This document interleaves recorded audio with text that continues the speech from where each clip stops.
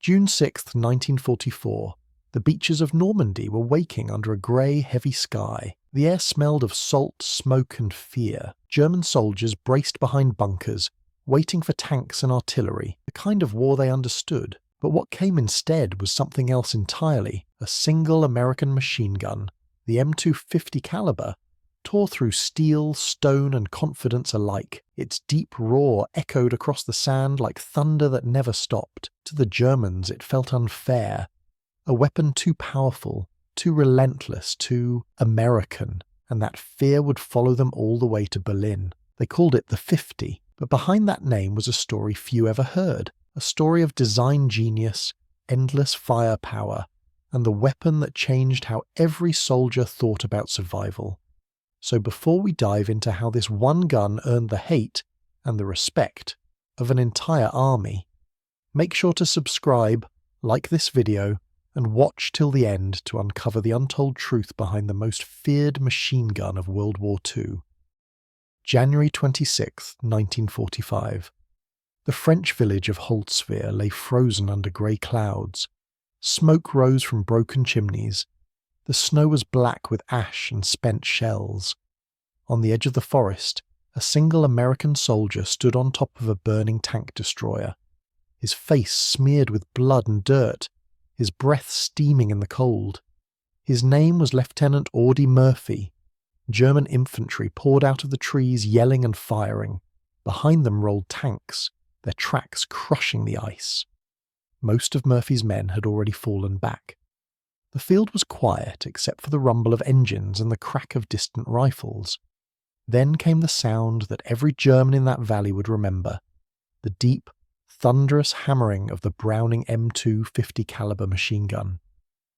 Murphy had climbed onto the disabled tank destroyer, aimed the mounted 50 and squeezed the trigger.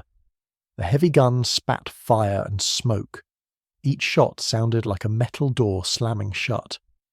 Bullets tore through snow, wood and armour. German soldiers who tried to crawl forward were thrown back by invisible punches. The smell of burning fuel mixed with hot oil and cordite. Witnesses later said the air shimmered with tracers. Murphy fired until his ammunition ran out, calling artillery strikes by radio as the gun glowed red hot. One man against a company, and yet, when the shooting stopped, the Germans were gone. Over 50 lay dead or wounded. It was more than bravery. It was the sound of America's most feared weapon in World War II. The Browning M2, a 50 caliber heavy machine gun, was first built in the 1930s. It weighed over 80 pounds, fired at nearly 600 rounds per minute, and could punch through armour from more than a mile away. The weapon was simple, steady, and built like a piece of factory steel. It could be mounted on tanks, planes, jeeps, and ships, anything that moved. German soldiers gave it many nicknames: the Dreadful 50, the Thunder Gun, the American Hammer. They wrote in letters that the heavy machine gun of the Americans is the devil's breath. What they feared most was not its technology, it was how often they faced it. Every US squad, every convoy, every airfield had one. On D-Day, June 6, 1944, American landing craft opened their ramps under fire. German defenders expected to crush the assault with MG-42s, fast and deadly weapons. But once the Americans set up their M2s on the beach, the sound of battle changed. The slow, booming rhythm of the 50s cut through the chaos. German gunners could no longer lift their heads. The beach that should have been impassable became a deadly exchange. Metal for metal, rhythm for rhythm. A German sergeant captured weeks later told his interrogators, "Your big machine gun, it breaks our nerves. It never stops. It kills the trees, the walls, and the men behind them. Unlike the German guns, which overheated and jammed under long bursts, the M2 kept firing. Its design was forgiving. Sand, mud, or snow made little difference. American mechanics could fix it in minutes using a single wrench. And because the US industry produced millions of rounds each week, soldiers never worried about wasting ammunition. That was the paradox of the Western Front. German troops were trained to fight with precision and economy, while the Americans fought with overwhelming volume. The M2 symbolized that difference. Each gun was not just a weapon, it was a factory output, a product of mass production turned into battlefield power. In one after-action report, a German commander wrote that his men felt hunted by fire that came from everywhere. He meant the M2, from tanks, trucks, and even aircraft above. It didn't matter where they moved. Somewhere, a heavy gun was waiting. The weapon changed more than tactics. It changed morale. German units began to avoid open ground even when they had the advantage. The sharp, repetitive thump of a 50 made them freeze, even if no bullets came near. It was the sound of hopelessness, the reminder that no amount of courage could outlast a weapon that never ran out of ammo. When the battle for Holtzwihr ended, the snow was littered with shell casings. Murphy's hands were blistered, his face pale from exhaustion. Later, when asked how he managed to hold off an entire attack, he simply said, "They were killing my friends, and I was killing them." His weapon had done the rest. But this was only the beginning. Across Europe, Africa, and the Pacific, thousands of soldiers would soon learn what the Germans already knew, that the M2 was more than a machine gun. It was an idea forged in metal, a lesson in how simplicity, reliability, and sheer firepower could win a modern war. The smoke over Holtzwihr drifted eastward that night. In the frozen silence, one truth was clear. The Germans didn't hate the M2 because it was cruel. They hated it because it worked every time. For German medics, the war was filled with sounds, the whistle of mortars, the crack of rifles, the scream of the wounded. But there was one sound that made them freeze, the deep, rolling beat of the American 50 caliber machine gun. They knew what came next. Moments after that thunder, the stretchers would start coming in, carrying men torn apart in ways no one had seen before.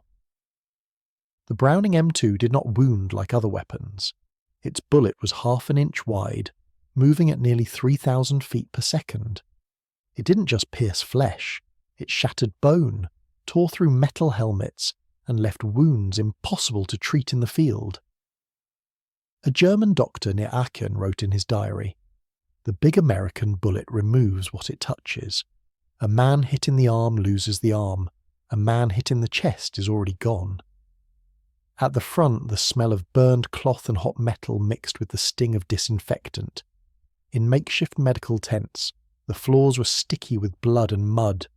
Field nurses cut away uniforms and tried to stop bleeding that would not stop. The 50 caliber round created exit wounds the size of fists, often throwing men off their feet. Even when the bullet didn't hit directly, the shockwave could break ribs or rupture organs.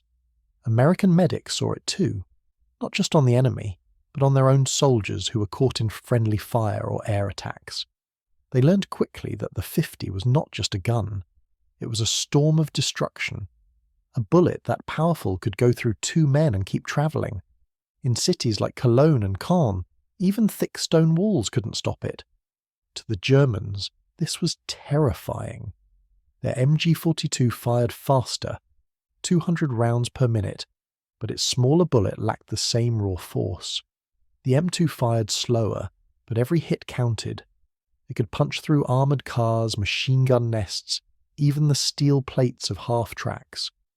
One bullet could turn cover into a death trap. A German soldier named Heinrich Vogel wrote home after surviving an American ambush in Normandy, "Our helmets are useless. The big gun cuts through everything. We hide behind the walls, but the walls fall." His letter was later found among captured papers. It was short, shaky, and written in pencil stained with blood. Medical officers began to recognize a pattern. Wherever the 50 appeared, morale dropped. The wounded arrived not only broken but silent. Many refused morphine, some refused to speak at all. They looked pale, shaking, staring into nothing. The doctors called it Schockzustand, shock state. Numbers told the same story. By late 1944, US factories were producing over 4 million 50 caliber rounds every day. Every bomber carried thousands. Every armoured division used millions each month. The result was simple. The weapon was everywhere, and it changed the rhythm of the battlefield. The impact went beyond the physical. The 50's deep sound carried across valleys and through city ruins. Soldiers described it as a heartbeat, steady, relentless, inhuman. It felt like the ground itself was shooting at us, one German corporal told Allied interrogators after surrendering near Bastogne. For medics, that sound meant another wave of wounded. They learned to count the beats to guess how many men were hit. Sometimes they could tell by sound alone. A short burst meant one or two, a long burst meant many. As winter came, the cold froze everything except fear. In Ardennes villages, German doctors worked with numb fingers and dwindling supplies. They used melted snow to clean wounds and wrapped men in old blankets. But even in those frozen conditions, the 50 bullets caused infections faster. Metal fragments carried bits of cloth and dirt deep inside, making surgery impossible without proper tools. In one field hospital outside Malmedy, a nurse recalled, "The men from the front came in burned, torn and quiet. When they said it was the big gun, we knew it would be bad. We could save few." By 1945, the weapon had changed the way both sides thought about cover and movement. No trench felt deep enough. No stone wall felt thick enough. Soldiers learned to fear open ground, to move only when the thunder stopped. The German command issued orders warning units to avoid unnecessary exposure to American heavy machine guns. But avoiding them was nearly impossible. On every front, in every corner of Europe, the M2 was waiting, on a jeep, on a tank, on a rooftop, or in the sky above. The war was still far from over, yet for thousands of men that gun had already written its lesson. Precision and bravery meant little when faced with endless, unstoppable fire. The Germans had built fast, clever weapons. The Americans had built one that never failed. And in the war of endurance, that difference was fatal. The doctors could stitch wounds, clean burns, and give morphine, but they could not stop the fear. Every time the deep echo rolled across the battlefield, they knew more stretchers would soon arrive. And as the war went on, the thunder didn't fade. It only grew louder. September 6th, 1943. Over Germany, the air was thin and freezing. Hundreds of American bombers droned through the clouds, their silver bodies shining in the morning sun. Each B-17 Flying Fortress carried 13 Browning M2 50 caliber machine guns, 5 on the sides, 2 in the nose, 2 in the tail, and the rest in turrets. It was a fortress not just in name, but in firepower. Below them waited German fighters, Messerschmitt Bf-109s and Fokker-Wulf 190s. Their pilots were experienced, confident, and fast. They had fought in Russia, in Africa, and over France. They knew how to kill bombers, but this time, something was different. As the first wave of fighters climbed toward the American formation, the air suddenly filled with fire. Streams of orange tracers poured out from every direction. Each gun spat out heavy 50 caliber rounds at nearly 600 per minute. With more than 400 bombers in the air, that meant almost 500,000 bullets flying every 60 seconds. German pilots described it as flying into a wall of light. One of them, Oberleutnant Hans Götze, later said, "You didn't see planes. You saw a cloud of fire that ate your squadron." Some aircraft were torn apart before they could even fire a shot. Others pulled away, their engines smoking, their wings shredded. The smell inside a B-17 was a mix of sweat, oil, and gunpowder. The air gunners wore thick gloves to keep from burning their hands on the barrels. Shell casings rolled across the floor like brass rain. Each man fired in short bursts, trying not to overheat his weapon, though in the chaos it was easy to lose control. The noise was deafening, a constant thunder of overlapping 50s that shook the fuselage. For every bomber that fell, 3 or 4 German fighters went down. The M2s didn't just protect, they punished. In one mission alone, over Stuttgart, American gunners claimed more than 50 enemy aircraft destroyed. Whether every claim was accurate or not, the effect was clear. The Luftwaffe began to fear daylight raids. A gunner named Jack Reynolds recalled, "You couldn't see the men in those fighters, just flashes, but you could feel the hits when they got close. Then the 50s roared back, and suddenly they were gone." The M2 wasn't just effective in defence, it gave pilots new confidence. The P-47 Thunderbolt, armed with 8 of these guns, became a flying chainsaw. Each burst could rip through trains, trucks, and even small ships. Pilots would dive low over enemy lines, their guns blazing, leaving rows of burning vehicles behind them. The Germans called these strafing runs Höllenregen, hell rain. In one report from 1944, a German armoured officer wrote, "We could not move in daylight. The Thunderbolts come like hawks. Their big guns tear our columns apart. Even the tanks feel their bite." Those guns were the same M2s, reliable, rugged, and everywhere. Whether on a bomber, a fighter, or a jeep on the ground, they never changed. The paradox was clear. German engineers had designed faster planes and more powerful cannons, 20 and 30-metre shells that could destroy a bomber with a single hit. But they couldn't match the sheer number of American guns. The US didn't win by designing the most advanced weapon. It won by putting enough of a good one everywhere it mattered. By late 1944, the sky itself had become part of that machine. Every convoy, every field, every train yard behind the front lines could be attacked at any time. The roar of aircraft and the hammering of 50 caliber fire became the daily soundtrack of war. Even on the ground, German soldiers looked up when they heard that sound. The low growl of engines meant death could strike from above.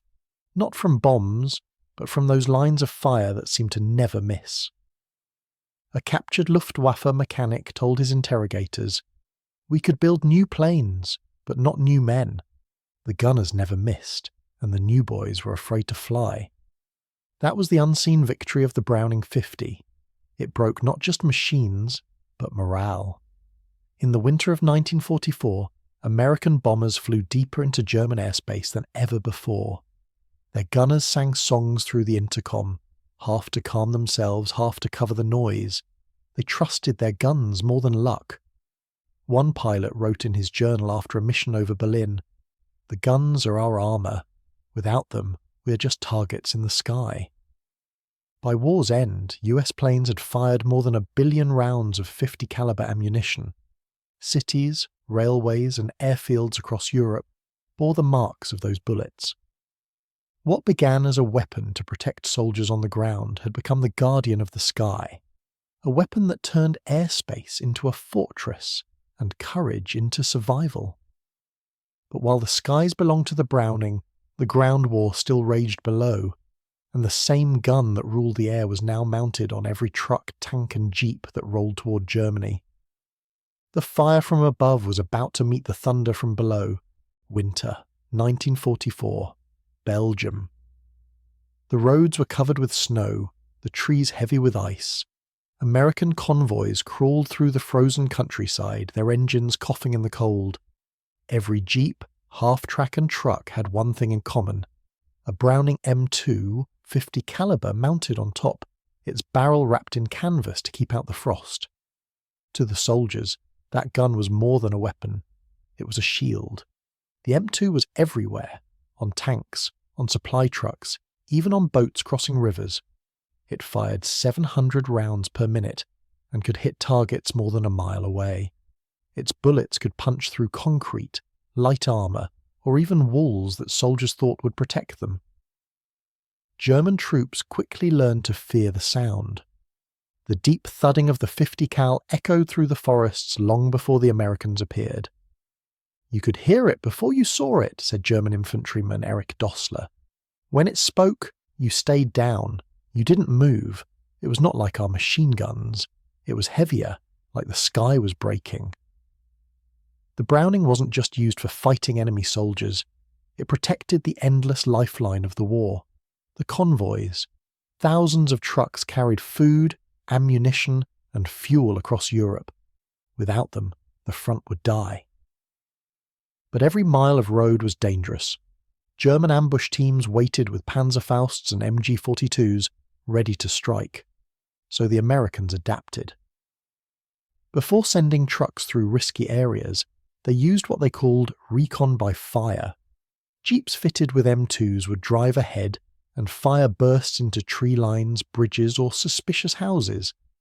If someone shot back, the convoy would stop, and artillery or air support would handle the rest. It was a brutal method, but it worked. Many ambushes never happened because no one dared to move after hearing that 50 open up. In one report from the Ardennes, an American sergeant wrote, "We didn't wait to be attacked. We made sure the other guy thought twice first." The M2 was also mounted on the famous M16 half-track, a vehicle with 4 50 caliber guns in a rotating turret, nicknamed the Meat Chopper. It was designed for shooting down planes, but soldiers found it just as deadly against ground targets. In battles across France and Belgium, these vehicles tore through enemy infantry, cutting down entire squads before they could react. A captured German officer said, "When the half-tracks came, we could do nothing. The fire was too fast, too heavy. You could not even raise your head." Even tanks carried the M2. Commanders often stood half exposed in the turret, their hands frozen to the grips, firing at any target that moved. The heavy gun tore through buildings, knocked out enemy trucks, and even forced surrender from soldiers hiding in trenches. The sound of a 50 cal on the move became a symbol of American advance.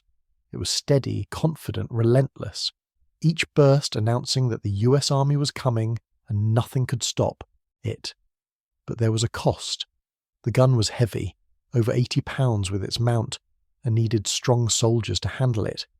Its recoil could shake a jeep or push a truck slightly backward if fired too long. Gunners' ears rang for hours after each firefight. The barrels often overheated, glowing red in the dark. Yet no one complained. Private Harold Tate once said, "That gun saved us more times than I can count. You clean it, feed it, and it keeps you alive." The Germans tried to match the power of the M2 with their own 30mm MG 131 and 20mm autocannons, but they couldn't mount them everywhere like the Americans did. The US had the factories, the steel, and the fuel to put a Browning on almost everything that moved. That was the real secret. Not just technology, but supply. By late 1944, American units had produced more than 2 million M2s. That's enough to give every squad, every truck, and every tank its own wall of fire. The weapon became part of US military identity, simple, strong, and always ready. The Germans called it Die Schreckliche 50, the terrible 50. Some believed it could tear a man in half or rip through an armoured car. Many stories grew around it, and even if some were exaggerated, the fear was real. As the Allied forces moved east toward the Rhine, the M2 became their constant companion. On bridges, it guarded engineers. On trucks, it watched over supplies. On tanks, it gave commanders their voice of power. The weapon had started as a defensive gun, but now it was a tool of domination, an iron guardian that led every advance and crushed every counterattack. When the snow finally began to melt, the roads turned to mud. The engines sputtered, the men were tired, but the guns still roared.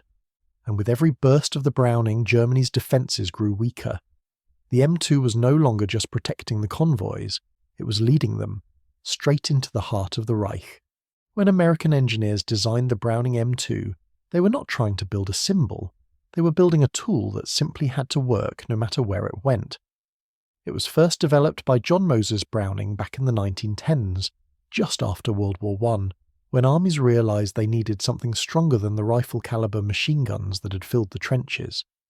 The idea was simple: make a weapon that could stop planes, punch through armour, and keep firing in the worst conditions.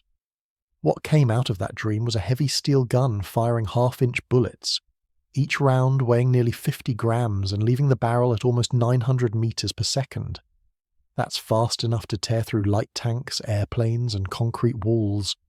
The M2 was 65 inches long and weighed about 84 pounds without its mount. A full setup with a tripod or vehicle mount could go over 120 pounds. It was not something a man could easily carry into battle, but once in place, it could dominate an entire field. Its range was enormous. It could hit a man-sized target at 1/800 meters and even reach out to 6,000 meters for suppression fire. When American troops wanted to stop enemy movement, they simply mounted the M2 and opened fire. What made it special was not just its power, but its reliability. The M2 worked in snow, sand, rain, and mud. Soldiers said it could fire even when covered in dust, frozen by winter, or drenched in oil. As long as it was cleaned and fed good ammunition, it almost never failed. Private James Leland from the 2nd Armoured Division wrote home, "We trust that gun more than anything. It never jams when things get bad. If it does, it's because the man didn't take care of it, not because it quit on him." The gun fired several types of bullets: armour-piercing, incendiary, and tracer rounds. The combination of these made it deadly against everything from aircraft to bunkers. In the air, pilots used belts of tracer rounds to guide their aim. On the ground, infantry used armour-piercing rounds to destroy vehicles. By 1942, American factories had perfected the process of making M2s at massive scale. Plants in New York, Ohio, and Michigan worked day and night. At the peak of production, the US was building over 80,000 M2 machine guns per month. Ammunition plants made millions of rounds every day. This wasn't just industry, it was power in motion. While Germany struggled to replace tanks and planes lost in battle, America kept sending more guns, more trucks, more ammo. The enemy could destroy a weapon, but not the machine that built it. Each part of the M2 was made with exact precision. A single bolt could fit any other M2 built anywhere in the country. That meant broken guns could be fixed quickly in the field. Mechanics didn't need custom tools. They could swap out parts like puzzle pieces. That kind of standardization was revolutionary at the time. It turned war into a production race, and no one could match America's speed. The paradox was clear. Germany had advanced designs and powerful tanks, but they could not produce enough. America, on the other hand, built simpler machines, but built them by the millions. The M2 became the symbol of that difference. A German report captured in 1944 read, "The Americans do not fear to waste bullets. Their guns never stop. Our men believe each truck they face has a cannon on top." Even the design itself inspired respect. The M2 could be fired single shot or fully automatic. It could be mounted on a tank, ship, plane, or simply placed on a hill. The same gun that a bomber used in the sky could be found on a tank in the mud. No redesign was needed. It was flexible, tough, and timeless. John Browning, who had died before the war began, could never see how far his invention would go. But his creation shaped every battlefield in World War II, from the beaches of Normandy to the deserts of Africa and the islands of the Pacific. By the end of the war, the US had produced over 2.7 million M2s and more than 3 billion rounds of ammunition. Each one of those guns carried the same promise: it would work, and it would protect. Even decades later, the M2 barely changed. Modern versions still look and sound the same. Soldiers in Korea, Vietnam, Iraq, and Afghanistan used the same weapon that their grandfathers carried across Europe. There's a reason they still call it Madus, the mother of all guns. It wasn't beautiful, and it wasn't light. But it was honest. It did exactly what it was made to do, and it kept doing it long after the war that made it famous had ended. And as America's war machine pushed deeper into Germany, the M2 was about to evolve again, from a defensive tool to an unstoppable force of attack. Spring 1945. The roads of Western Germany were filled with noise, the grind of tank treads, the hum of engines, and the steady, angry bark of Browning .50 calibers. The war was entering its final months, but the fighting was as fierce as ever. Everywhere the Americans moved, the M2 moved with them. It was now part of every kind of machine, from the half-track on the ground to the fighter above the clouds. The most feared of these ground machines was the M16 half-track. It carried 4 Browning .50 cals on a rotating turret. Soldiers called it the meat chopper. When its guns opened fire, the air filled with thunder and smoke. Each second, it could send almost 2,800 bullets toward the target. Originally made to shoot down aircraft, the M16 quickly found a new job, tearing apart enemy infantry and vehicles.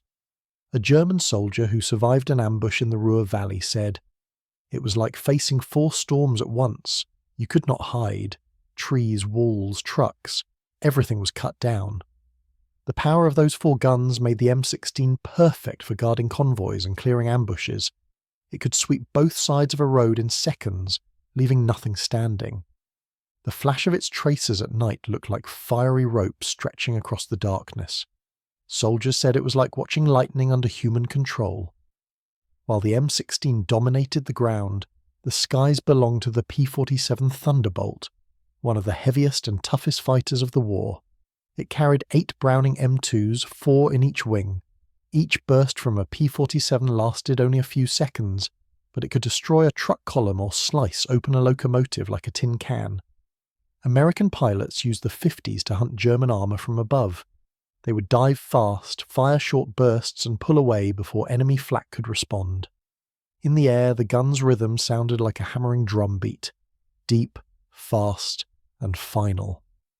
Captain Bill Dunham, a US pilot, once said, "You didn't aim at one tank, you aimed at a line of them, the guns did the rest." Each 50 cal round had enough power to pierce the top armour of most light and medium vehicles. When combined with the sheer speed of the Thunderbolt's dive, it became almost unstoppable. Even heavier machines like the M10 tank destroyer carried the M2. On top of its turret, the gun gave the crew a way to fight infantry or aircraft when the main cannon wasn't enough. Tank commanders often stood half out of the hatch, gripping the cold steel handles of the Browning, sweeping it across rooftops or tree lines. In the narrow streets of German towns, where danger could come from any window, the M2 became their lifeline. Its heavy rounds could punch through walls and shatter snipers' positions without risking a close fight. The combination of these platforms, the M16 on the roads, the P-47 in the skies, and the M10 on the front lines, turned the M2 into a complete weapon system. It was everywhere, always ready, always feared. German morale began to break under the constant pressure. Their troops no longer controlled when to fight. The sound of approaching aircraft or the rumble of a half-track made them scatter or dig in. One Wehrmacht report from March 1945 admitted, "Enemy fire from large-caliber machine guns dominates every battlefield. Our infantry cannot move in daylight." The irony was striking. The Germans had once been the masters of movement warfare. Fast, coordinated, unstoppable. Now they were pinned down by the very kind of mobile firepower they had invented years earlier. The Americans had taken the concept of mobility and supercharged it with industry. They didn't rely on a few elite weapons. They flooded the field with reliable ones, and the M2 was at the heart of it all. Each time an M16 opened fire or a P-47 made a strafing run, it reminded the enemy that resistance was useless. The 50 wasn't just a bullet. It was a message. The United States had mastered the balance of power and production. When the final battles reached the outskirts of Berlin, the M2 had already proven itself in every role.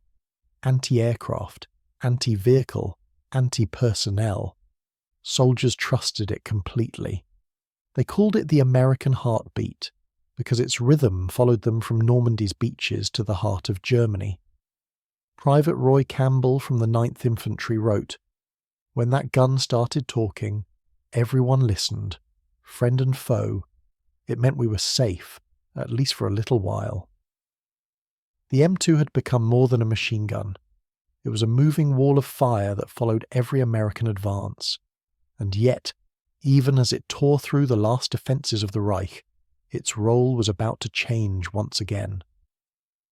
Because when the battles quieted and night fell, the Browning's tracers lit up a new kind of war, one fought not just with steel, but with fear. Night fell over the ruined towns of Germany like a heavy curtain. The roads glowed faintly with moonlight, and the only sounds were the cold wind and the low rumble of distant trucks. But when the Browning M2s opened fire, the darkness vanished. Red and orange tracers cut through the black sky in long glowing lines. For a few seconds it looked like the horizon itself was burning. To soldiers on the ground, those tracers were more than bullets. They were light, hope, and fear all at once. Each fifth round was a tracer, glowing so the gunners could see where their bullets went. It made the battlefield come alive with streaks of fire that seemed to dance through the air. For American troops, the tracers gave control in chaos. They could guide their aim, adjust quickly, and stay confident even in total darkness. But for German troops, those same glowing lines were pure terror. Every red streak meant death was coming. You couldn't see the shooter, only the fire racing toward you. One German private wrote in his diary, "The night belonged to them. Their guns glowed like dragons, and we hid in holes like rats."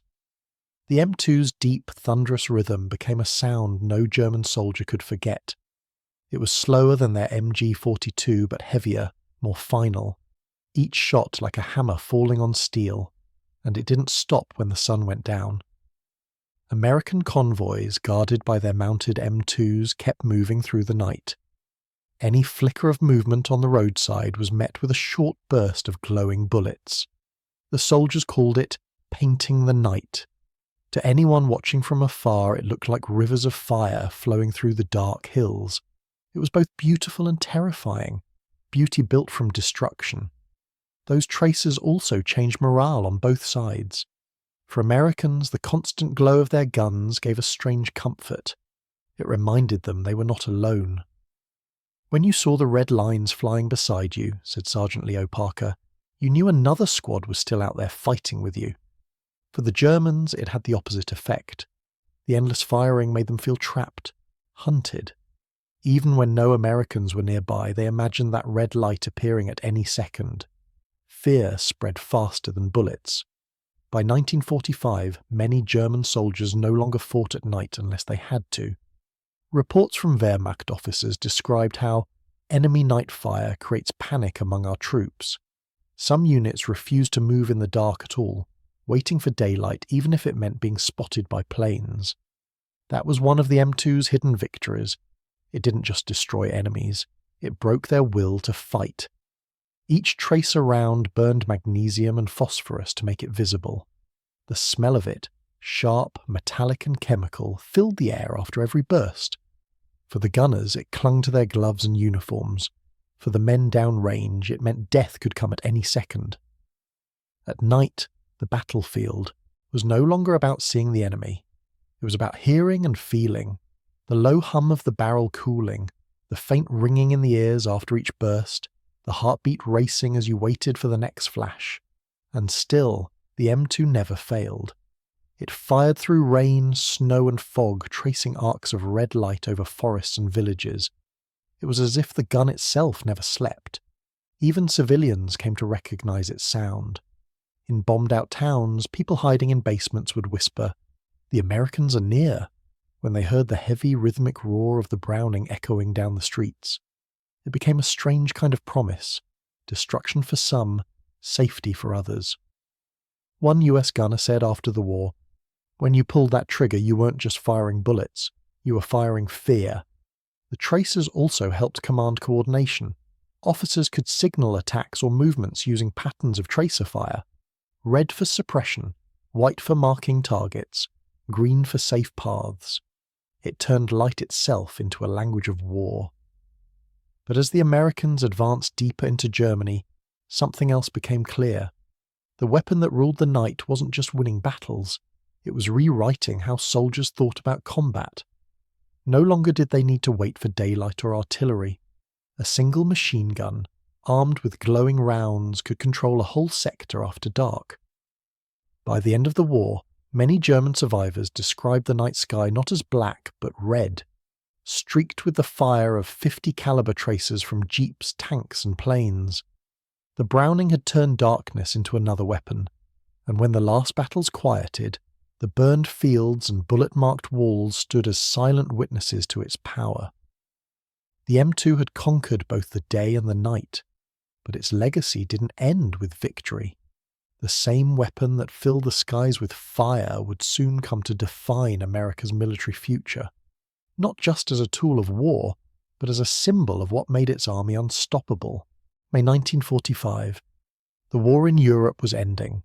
Smoke drifted over broken cities, and the sound of guns faded into silence.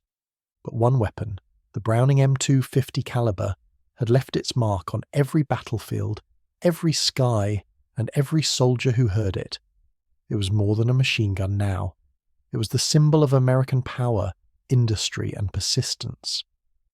When the war began, the US Army didn't have the biggest guns or the fastest tanks. What it had was a clear idea: build reliable weapons that every soldier could use, build them fast, and build them in millions. That simple doctrine, supported by endless factories and steady workers, became the backbone of victory. The M2 was the perfect example of this idea. It wasn't a rare, high-tech weapon for elite troops. It was standard. The same gun that guarded a bomber over Berlin was mounted on a jeep in France or a tank in Italy. This unity gave American forces unmatched flexibility. Every unit, no matter where it fought, shared the same rhythm of fire. Factories across the United States worked day and night to meet demand. Men and women on assembly lines in Detroit, Cleveland, and Chicago became part of the front line. Each time they tightened a bolt or checked a barrel, they were giving a soldier somewhere in the world a fighting chance. A letter from a worker in Buffalo read, "We may not hold rifles, but every gun we build keeps our boys alive." That spirit of teamwork, from factory to front line, gave the Browning its true strength. Meanwhile, Germany was collapsing under its own weight.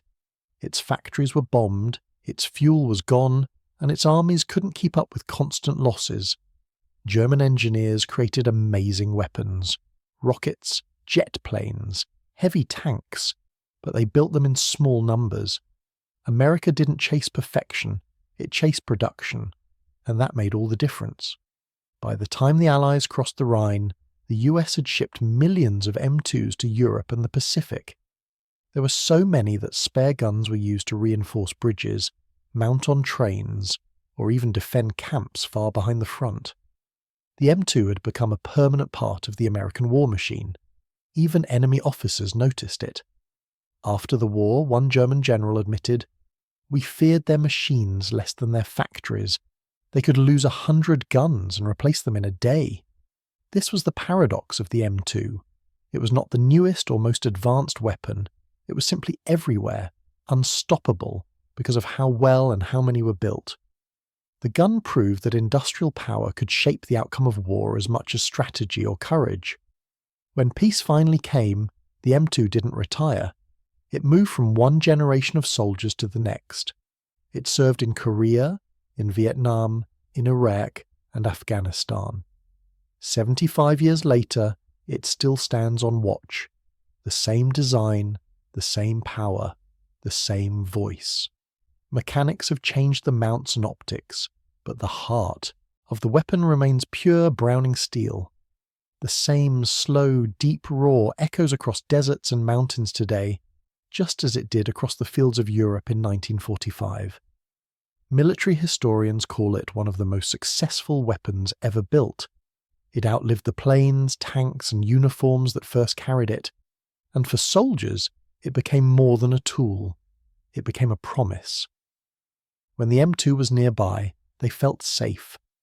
Sergeant Tom Lewis once said in a post-war interview, "The Browning wasn't just a gun, it was a friend that never failed." The M2 also taught armies a lasting lesson. Wars are not won by having the biggest weapon, but by having the right one in the right hands. As the Cold War began, nations studied America's wartime model, the mix of mass production, teamwork, and practical design. The M2 became a blueprint for how to build weapons that last, that adapt, and that never stop working. Its story is still a paradox. It began as a simple invention meant to defend soldiers, but ended up defining the way nations fight. It destroyed, but it also protected. It was both a weapon of death and a symbol of endurance. By the time peace returned to Europe, The people who once feared it had learned to respect it. The Germans who called it the Terrible 50 now studied its design in their new factories. The same engineers who once cursed its fire would later help build NATO weapons modelled after it. They had come as conquerors, they left as students. In the end, the Browning M250 caliber wasn't just a tool of war, it was a mirror of America itself, strong, simple, reliable, and built to last. And though decades have passed, the echo of its fire still speaks the same truth, that the greatest weapon is not power alone, but the will and the hands that never stop building.